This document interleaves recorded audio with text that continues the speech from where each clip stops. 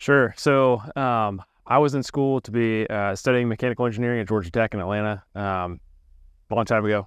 And during that time, my wife and I had the opportunity to help some friends of ours start a brewery in Atlanta. And that was kind of our first exposure to a small business startup. And we loved it. We had a blast. So then we moved here. I took a corporate job with Michelin as a tire designer, had a great time. But even from the beginning, didn't really sense that I wanted to have like a long corporate career, especially because of that small business experience that we had. When we moved here, my wife jumped right into helping a new school get started up here. It's called Veritas Preparatory School. Our first year here was the first year of the school. She was the first second grade teacher, so we were kind of thrown in right into another startup experience. We also just coming straight out of college, coming to Greenville. We didn't know anyone here. We didn't have any friends or community or anything here. And so we just had a lot of time on our hands. So we started a photography business right after we moved here as well on the side. And just kind of ran that on the side for a little while until that really kind of blew up over the first few years that we were doing it. And that gave us the clarity that we needed to realize that we actually would love to start our own business one day, kind of be our own bosses rather than just participate in another small business startup. Well, I shouldn't say it was absolutely one way or the other, but we kind of get the sense that maybe we'd like to start our own thing. So that was kind of percolating for a long time. This was all back in like 2013, 2014 when we were having these experiences. But over the course of quite a few years, came to a lot of clarity about that, yeah, we wanted to start our own business, but the world is your oyster when you're starting your own business. There's a million different options. So we had to narrow it down somehow. A friend of ours really encouraged us not to think about what we want to do, but kind of who we want to be as people and as a family in thinking through that process. And that gave us, over lots of self-reflection and conversation and trying things, gave us a lot of clarity about, yeah, we want to be our own bosses, but we want our vocation and our personal lives to kind of all be moving in the same direction. So what are our personal priorities? What are our personal values? And then how would that translate into a business? So we took a couple years and a lot of thought, thinking that through and figuring that out. And come like 2020, we feel like we finally had clarity of like, all right, given a business, this is the kind of like the set of criteria that we think we'd want it to check off. But we just didn't really have an opportunity that matched up with that set of criteria that we had in our minds. So we were kind of just like, all right, we don't know what to do now. I guess we're just going to like wait and for the right opportunity to come along. So in the kind of the height of that unknowing and in the height of that restlessness for me, I love to run, and one of my running buddies, a couple of them moved here from out of town, and they would frequently complain about there not being kind of like the local mom and pop donut shop here in Greenville, and that had always been in one ear and out the other. But for some reason that day it stuck, and I thought about it all day. Talked to my wife JP about it that night as we were going to bed, and like I went to bed. Turned out I woke up the next morning and she had been like up all night thinking about this and like planning everything out and visualizing everything. She's a dreamer, big time. So we had thought we had good ideas in the past that turned out to be bad ideas, really bad ideas. So we took about a year to try to convince ourselves why donuts was a bad idea. We did all of our homework. We talked to a ton of people, both here in Greenville and in other cities. And with every conversation, all the data that we collected, it just seemed like the idea was more and more validated. So this whole time, we'd just kind of been like slowly doing the next thing, doing the next thing, doing the next thing. And then eventually the point came to where doing the next thing was trying to sell some donuts, kind of see what happened. So come March 2022, last year, we sold our first donuts at Bridge City Coffee, just down the street from here. And they went nuts. And the response ever since then has just been overwhelming. So it's gone much faster than we expected. I thought we'd just kind of do this on the side, maybe for a year, 18 months. Yeah. And now here we are, just over a year in, and it's kind of full scale. I quit my job last summer, been all in on this, and it's really been very fulfilling, super enjoyable. We've got the best team, and that's really what we hope for, is that we'd be able to cultivate a great team, cultivate growth in people's lives through our product, and that's what it's been. So we're really, really enjoying it. What did that research look like? First, it went into kind of a couple different categories. First was, what are kind of some of the like demographic information about Greenville specifically? How's it growing? What are the population density? What are the different the demographics across the different age spectrums within Greenville and the greater Greenville area? So just kind of collecting a lot of that data. How's Greenville trending? You know, we hear a lot of accolades about Greenville, but what did the actual data say? And so that was part of it. And then the other part of it was talking to specifically donut shop owners in other cities and trying to just get their thoughts and experiences on, you know, are donuts a good product? You have to sell a lot of donuts to make money because the margins are substantial, but the actual cash you take home at the end of the day is pretty small per unit.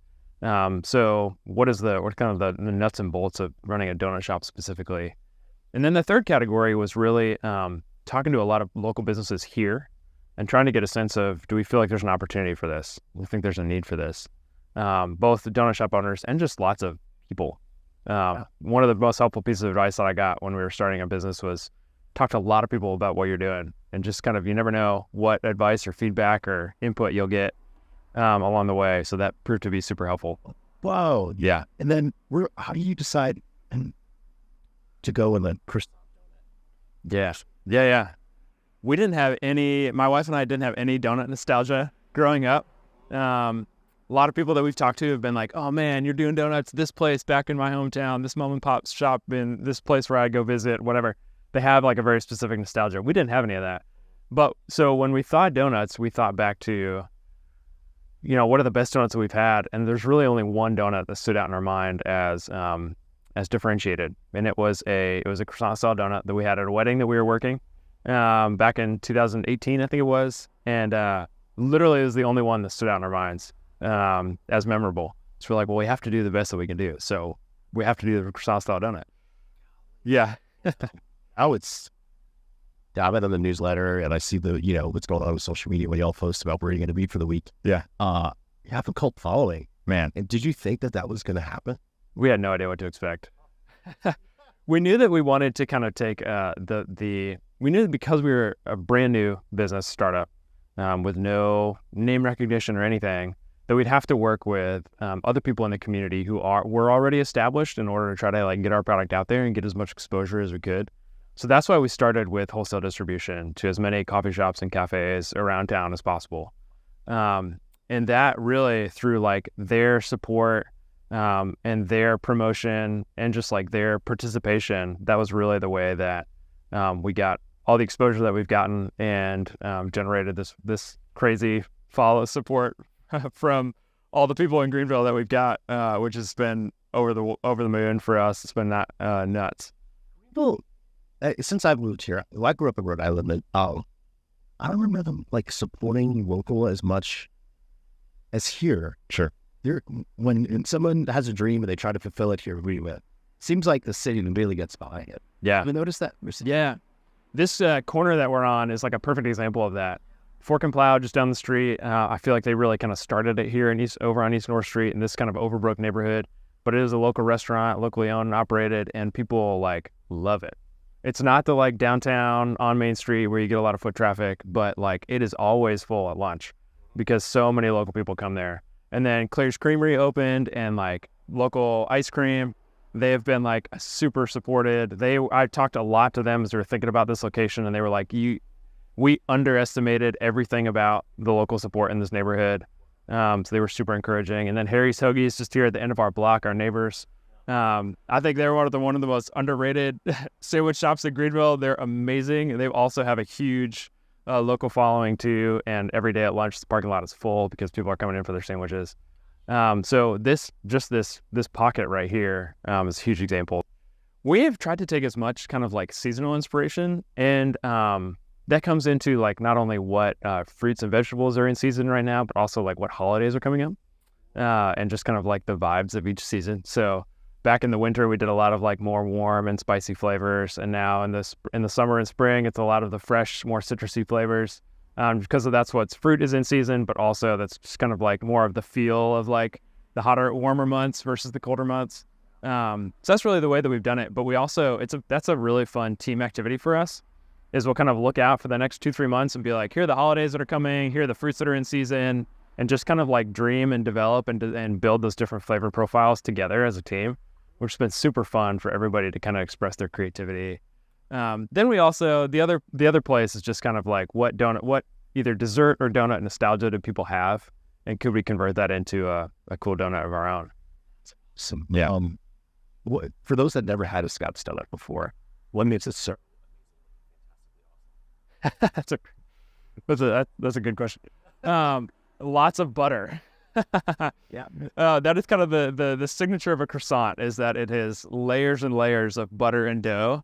And that's what makes it very flaky, very airy inside, very many layers. So our donuts have over 100 layers of butter and dough. So it takes a lot of labor and a lot of love, but it really, I think, turns out to be the best donut experience I've ever had. So that's what makes them so amazing. We also have to use the top quality ingredients in order for a croissant to even work.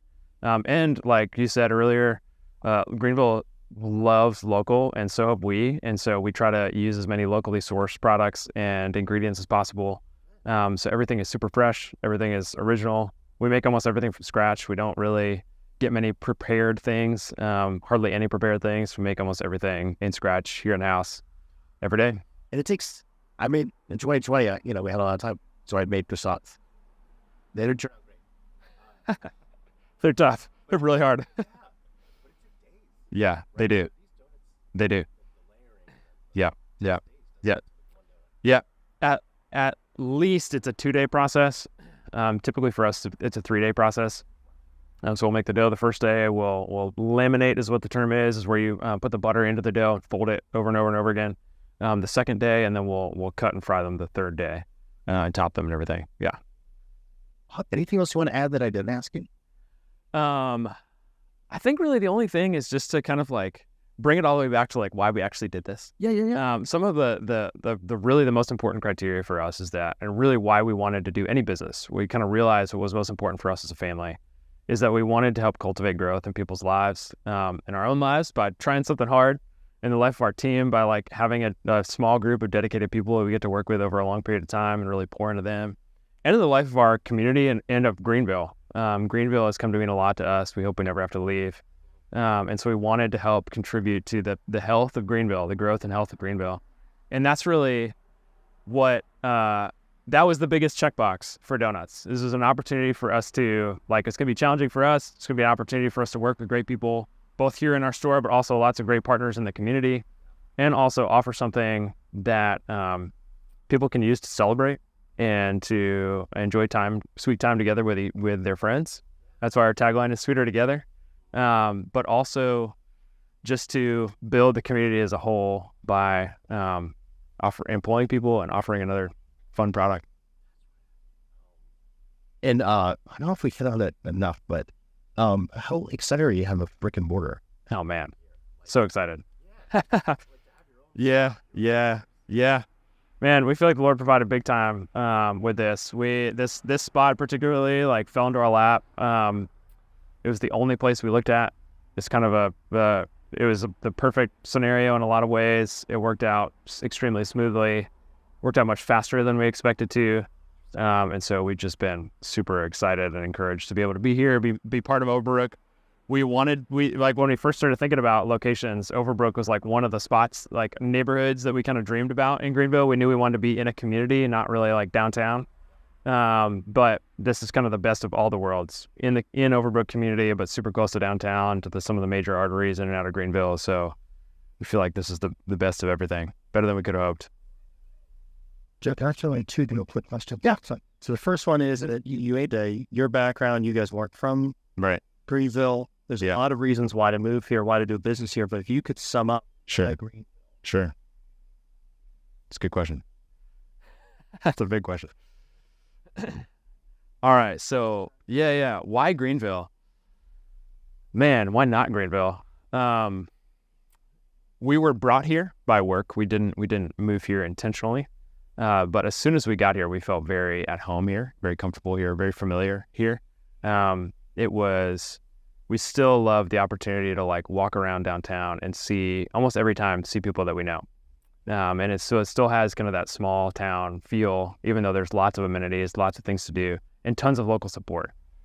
So over the 10 plus years that we've been here, we've come to just so appreciate the communal feeling and the experience here. We did not expect there to be so much camaraderie, even especially between like the different restaurant businesses that we've participated with and partnered with. That has been an incredible experience too. And I think that's just kind of like representative of the culture and community as a whole here in Greenville, is that people really are about doing things together, about making Greenville great together. And we just want to be able to participate in that. And it felt like a perfect fit.